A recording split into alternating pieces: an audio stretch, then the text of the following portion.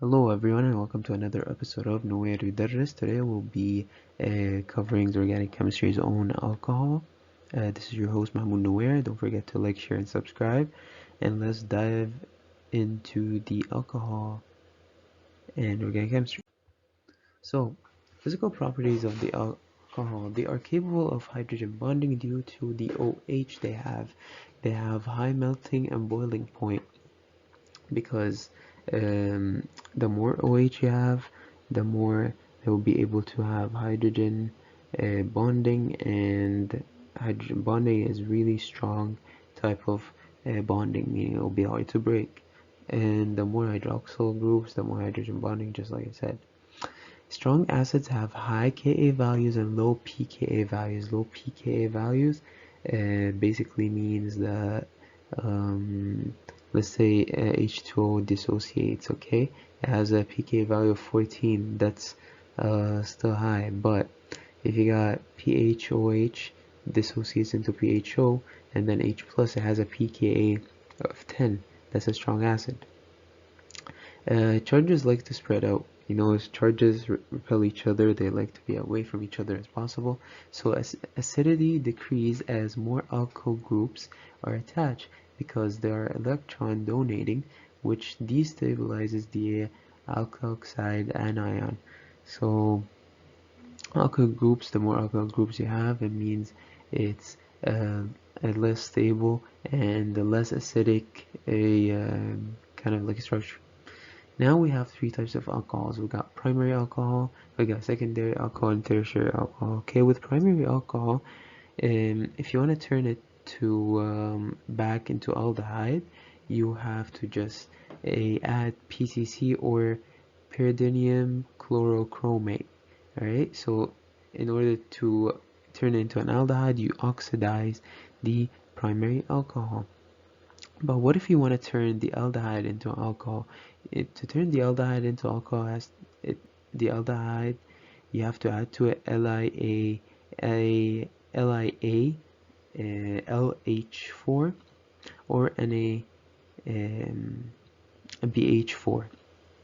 Alright, that's the way to turn it back and forth, a reduction and oxidation reaction. If you keep going with the oxidation though, from the primary alcohol to the aldehyde, and then from the aldehyde it's gonna turn into a carboxylic acid, but you need a really strong oxidizing agent to turn it into a carboxylic acid. With the secondary group, secondary groups are associated with ketones, so you can oxidize a secondary alcohol into a ketone using also PCC. And then tertiary alcohol can be oxidized further. No reaction because they are already oxidized. Oxidizing agent that produces a carboxylic acid in the primary alcohol is chromium Vi and dichromate salt. And then you got chromium oxide plus disulfuric acid, and acetone produces carboxylic acid. This is called Jones oxidation. So basically, kind of to make it easy for you, chromium kind of helps with the oxidation, acts as a good oxidation agent when it's paired and with oxygen specifically. Alright, so in order to basically go on and produce a carboxylic acid from an aldehyde, you just add chromium 4 to it. I think this chromium 4, yes. I may be mistaken, maybe that's chromium 6, my bad. And dichromate sulfate, so just pretend I didn't say nothing, it's chromium 6. And then now we have ketones. Ketones are basically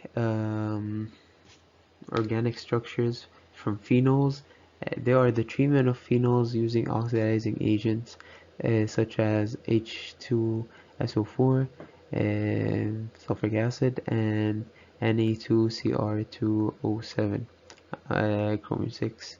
They are resonance stabilizing electrophiles. Part or like types of ketones that are found naturally or synthesized is vitamin K. Vitamin K is also a fat soluble vitamin, and it has two types that are ketones, vitamin K1 is a phyloquinone, and vitamin K2 is a menaquinone. And then we have ubiquinone.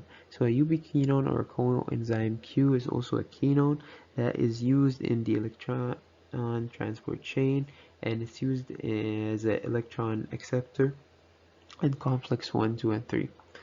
Thank you so much for watching the video, and don't forget to share it and ask me any questions that you have.